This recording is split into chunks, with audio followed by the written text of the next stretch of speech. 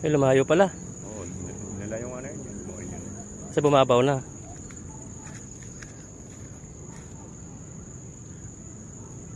Taba? Manatakan na muna. Marami yan, mga 5 kilo yan. Di ba talaga yung puro? Lalapitan sila.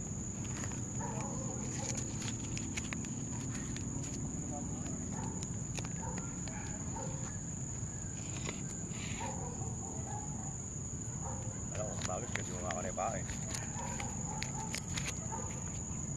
Aso pa tayo kakabit, aso pa tayo kakawin. Lubog na ako. Aso ko lang pasok. Okay ba dyan? Marami.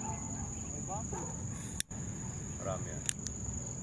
Saka ako maganda agos doon. Mga 10 kilo yan.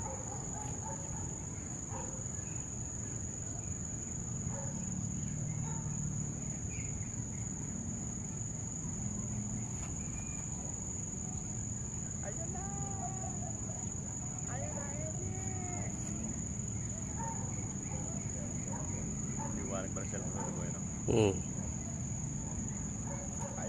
Ayan na po, nahula ng mga isda. Ayan na po ang mga isda. Inagat na.